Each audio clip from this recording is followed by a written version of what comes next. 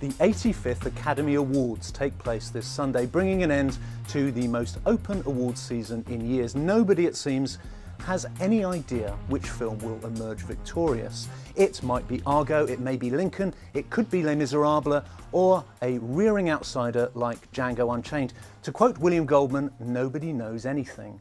Happily, however, help is at hand.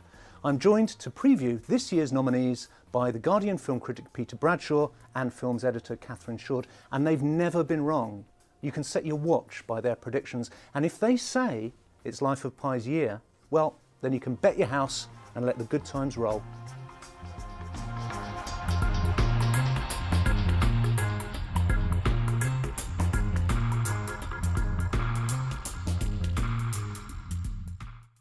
We begin in a spirit of uncharacteristic gallantry with the Best Actress category, a race that's notable for pitting the oldest ever nominee against the youngest ever nominee. These are the 5 contenders.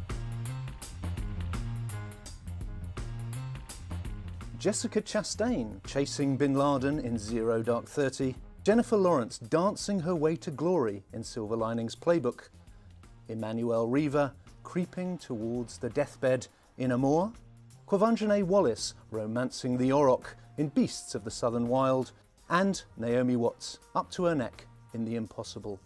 Peter, out of all of those nominees, which is the one that impressed you personally the most? I would say Emmanuelle Riva. It's sort of close in some ways, but Emmanuelle Riva brought such depth and resonance to this almost unbearably moving role of the woman who suffers a stroke and then vascular dementia and appears to be dying almost in real time as the film unspools. It's a difficult role in such a very real sense, but she handled it very well. Catherine, what are your thoughts? I'd like to say Emmanuelle Riva will get it, and you know, there's lots of arguments for that the Oscar voters are knocking on, generally speaking.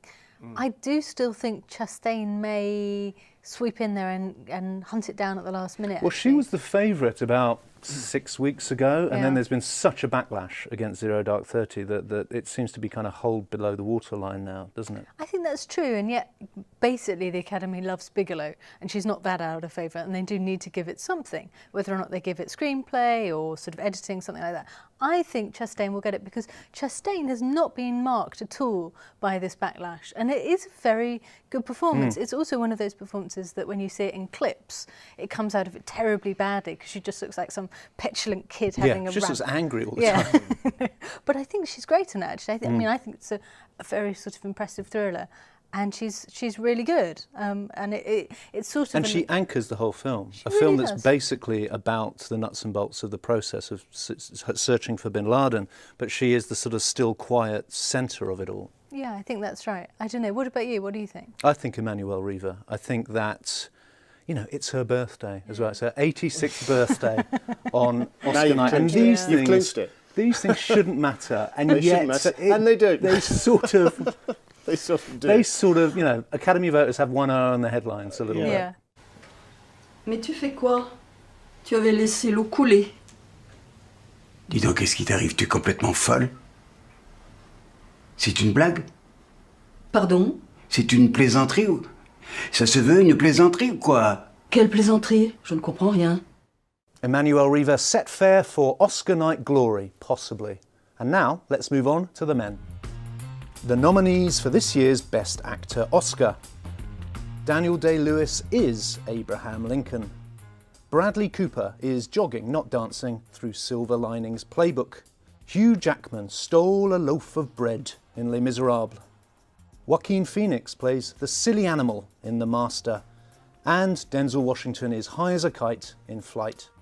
Catherine, I'd really love to see Phoenix win this one, but I just don't think it's going to happen. No, I mean, that's one of those ones that was locked down about 4 years ago when this Lincoln was in pre-production. There's just no touching him. And that's correct. You know, it is absolutely amazing. Phoenix, yeah, there's something so lovable just about the concept of him winning. I'd adore that too. It's an incredibly strong year for actors. I mean, wow, you've got all those 5. They're fantastic. Denzel is wonderful. He's great in that. I think it's so almost his best great. performance. I agree. I think possibly Bradley Cooper is a little bit callow, only since he's slightly inexperienced inexperienced. He doesn't have the kind of richness of technique and maturity that some of these other contenders seem to have. I like Hugh Jackman. I think in terms of his leap, they suddenly kind of leapt up to do this. Joaquin Phoenix, brilliant. Absolutely brilliant to see him win it. And of course Daniel Day-Lewis, eerie. I mean, a séance, really. He really does. You really do feel like you are watching kind of newsreel footage of Abraham Lincoln after a while. And as Catherine says, Denzel Washington, a classic Denzel performance, a classic above the title star turn. Sheer pleasure to watch, real pleasure to watch. So this year's Best Actor list, absolutely terrific. But is there anybody but Daniel Day-Lewis who can actually get it? No. I mean, possibly if...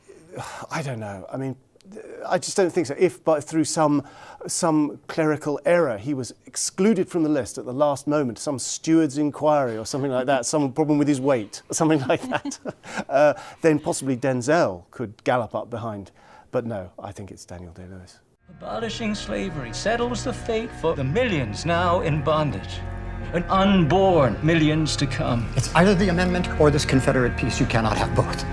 Slavery, sir. It's done. Time now for the Best Director shortlist, and wouldn't you know it, there's a notable absence here too.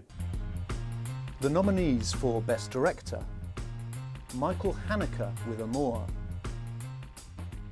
Ang Lee for Life of Pi, David O. Russell for Silver Linings Playbook, Steven Spielberg with Lincoln, and 30-year-old Ben Zeitlin for Beasts of the Southern Wild.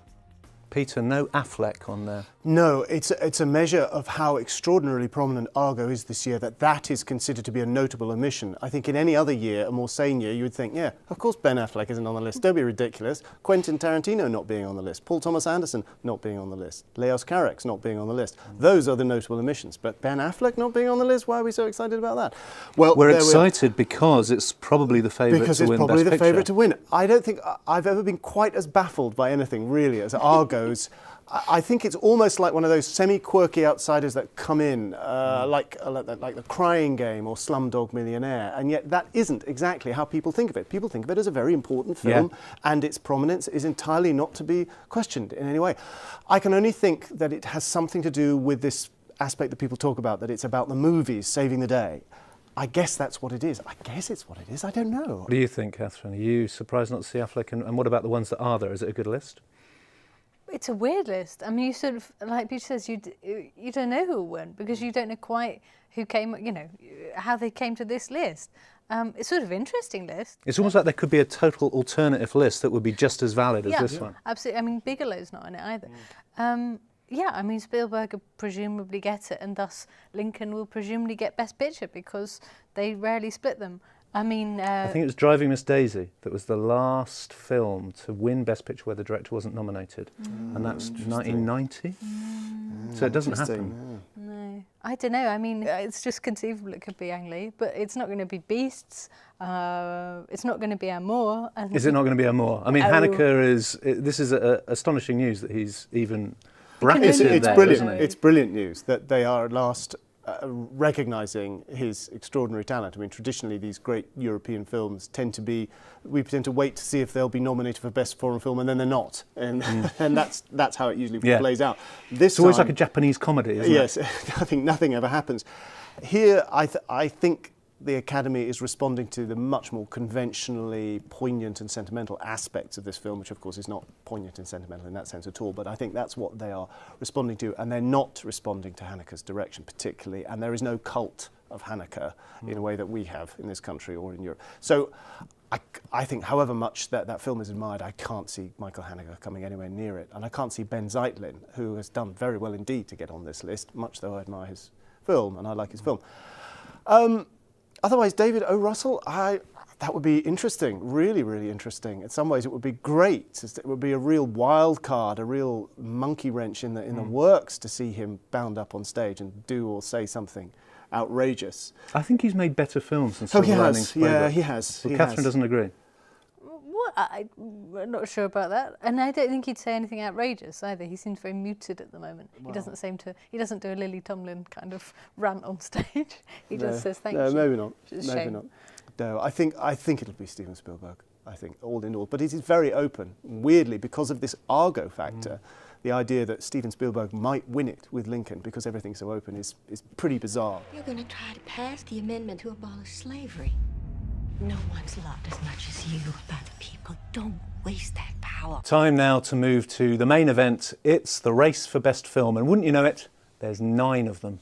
The nominees for the Best Film Oscar: Amour, Argo, Beasts of the Southern Wild, Django Unchained, Les Miserables, Lincoln, Life of Pi, Silver Linings Playbook, and Zero Dark 30. Catherine, what's your favourite out of the 9? Well, it's Silver Linings Playbook. I think that's been discussed. But I think the thing is, who will they go for? Will they split the vote? Will they do a daisy and split director and picture? If they do, then Argo will obviously get it. If they don't, then Lincoln will obviously get it. If they go crazy, Les Mis might get it. Because the thing is, people respond to Les Mis as if it's a religion. That's how strongly they feel about it. And, you know, there's lots of sort of films that have that kind of zealotry thing in them, like, you know, like Lincoln, actually, and even sort of Argo has a weird religious thing going on. But, you know, that's my sort of waking nightmare, is that Les Mis will come in and walk off. It'll come in singing. Yeah, it certainly will, because it will dominate the ceremony in terms of all the kind of crap that goes on. The show tunes and the jokes will be a lot about Les Mis. So, you know, who knows? Peter?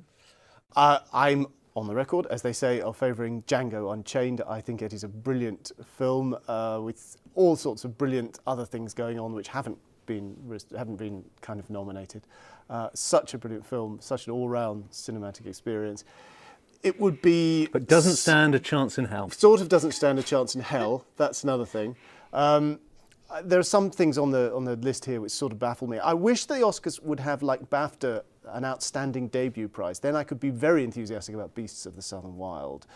I would be able to replicate other people's apparent enthusiasm for this film. It's a very good film. If there was an Oscar outstanding debut, which I seriously, incidentally, think is a very good idea for them, and they can have that for free, then Beasts of the Southern Wild would be a great candidate. It would be funny to see Les Mis win it. I think it would be hilarious to see Les Miserables. It would be such a kind of boost for this country. It would be such a sort of... Oh, it would not. It would be absolute... My God, it would drag us through the mud.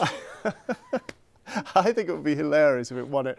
I admire that film. I think it's exhilarating and mad. It's brilliantly done, and I like it. As Catherine says, it's a religion, and I'm not part of the religion, but I sort of admire its fervour and its craziness.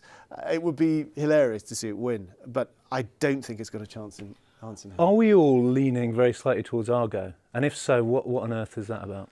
I don't know. I think films have to go semi-quirky to win it, and Argo is sort of semi-quirky. I think semi-quirky is the worst. Either play it straight or go completely nuts. It's the worst as far as we're concerned, but as far as they're concerned, it's just unusual enough to get under their skin and make them feel good about themselves, not just rewarding any old multiplex nonsense, but a classy, interesting, off-the-wall, left-field little film.